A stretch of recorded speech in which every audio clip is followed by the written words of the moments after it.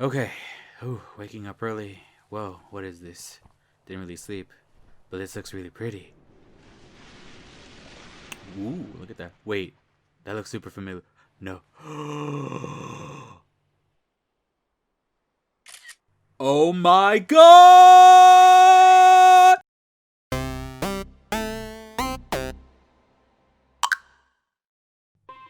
So, it's been 20 years. I've been waiting 20 years for another Pokemon Snap. So many years of wishing finally pays off. And now that we have this trailer, there seems to be a lot here going on, so let's break it down.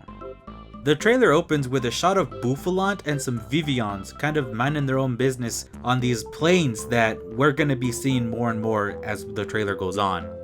As we keep going, we see a shot of some Swanna flying by, a couple of Tailo hanging out on the ground, some Bidoof kind of making their own dams over there next to the bridge, and maybe some splitting paths? You can see how the path kind of diverges above these Tailo, and maybe I'm looking too far into it, but could this mean that now we have a bit more of a choice as to where we go?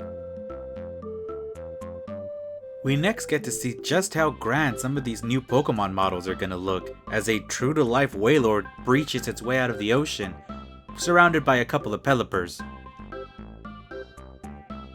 However, this is where things start getting interesting.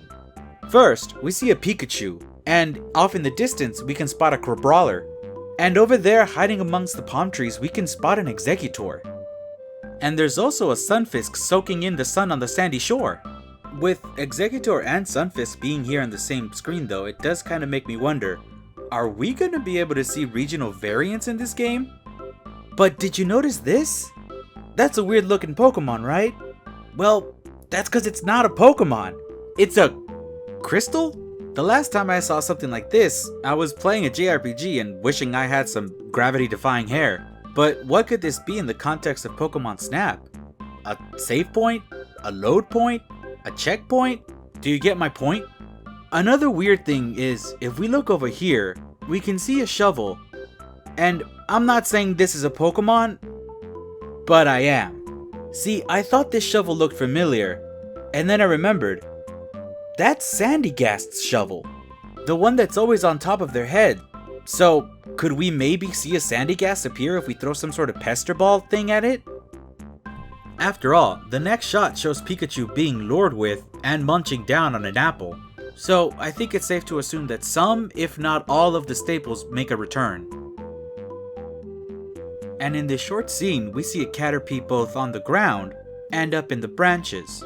We can also spot a murder of Murkrows hiding behind these tufts of grass. They may be hard to spot because of how dark it is, possibly hinting at a day-night cycle, or you may be able to return to the levels later at a different time of the day. Because if I had to bet, this may be that divergent path I mentioned before. And this nighttime beach scene consisting of a Zangoose, some Vivian, and a couple of swimming time poles further solidify that theory.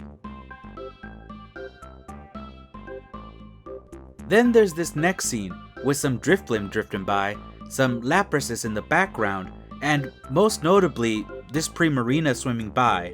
Now, I say most notably because do you notice that rock formation up ahead and how rather flat it looks? Well, in the original game, the only performer we really had up to that gen was Jigglypuff, and she had no problem getting up on stage and singing her little heart out.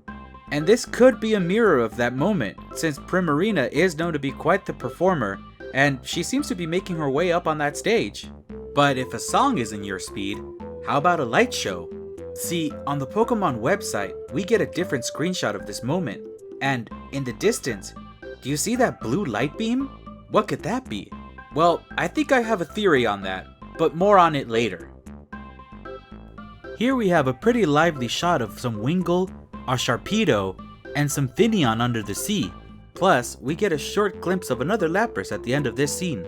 Now, this Emolga may be hogging most of the screen time, but if we wait and keep our eyes peeled, we can see a Vivian in the background and 3 Shroomish hiding amongst the other mushrooms. And hey look, we're back at those plains again, where we see a Dodrio munching down on an apple, some Buffaland in the background, along with a Vivian, plus a Grookey and a Pichu. And the back of that sign on the right might actually help orient us as to what part of the level this is. Because in this next scene, we see a Vivian blocking that very same sign. So I'm willing to bet this is the same Dodrio. And hey look! Another screenshot from the Pokemon websites show the same Pichu and Grookey hanging out right next to that gray structure we see in the very beginning of the level. But perhaps the most important part of this trailer is in this blink and you'll miss it shot. See the clothes our player character is wearing?